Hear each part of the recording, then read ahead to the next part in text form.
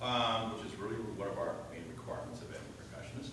We have to be able to play a good solid time because we're basically the foundation for everything else that's happening in the ensemble. Okay, let's talk a couple things technically. I think the drum can be just a little bit higher for you. It's just a smidge too low. That'll get you in a position where the drum is actually slightly below your hand when you play. My basic rule that I kind of do with all my students, if the top of your wrist is level with the bottom part of your elbow, then the drum should be slightly below that, so that when the tip of the stick hits the head, it hits rather squarely, so you get a better rebound out of the stick this way. Okay, it cuts that angle down from there to there, so you get a much better response. Okay.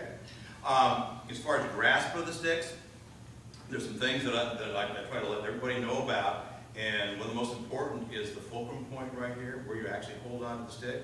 It's about a third of the way up the stick. Okay. And it's determined by where that stick bounces the best. For example, I just let it drop. It bounces naturally.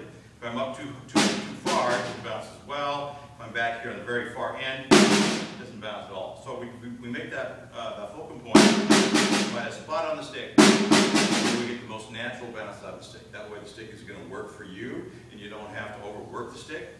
The second part of the grip is this butt end of the stick lays right across the cushion part of your palm here. And then all these fingers wrap around the stick like this. Okay? And what's important is you maintain flexibility within your fingers, so as the stick rebounds naturally, your fingers will move with it.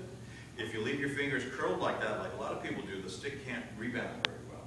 The important thing about playing is when you make a stroke towards the drum, you're throwing the stick towards the drum, and the first thing the stick will do naturally is bounce up. See? So I don't have to pick the stick up.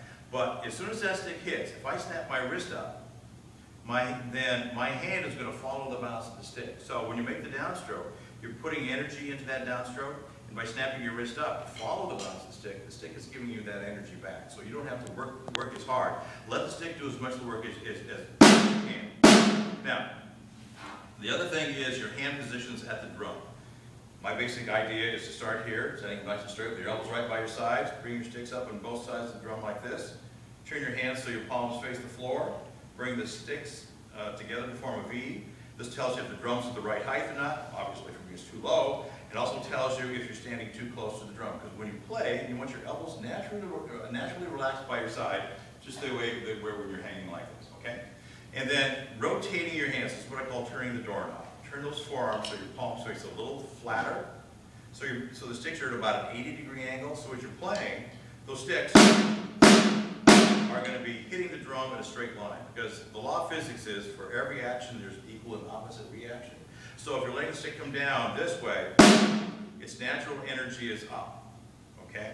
If we're here, okay, a lot of times that angle is going to change a little bit, and we put ourselves in a position where we can't use our fingers, because so much of what you play when you play snare drum or any percussion instrument is all about these fingers. That's what I'm saying. Complete finger wraparound, although when the stick is moving, it's moving like this with the hand. I'm using a combination of wrist motion, finger squeeze. Sometimes I'll use a little arm and wrist motion for accenting. But the whole idea about using your fingertips to articulate is the same as using the tip of your tongue to enunciate.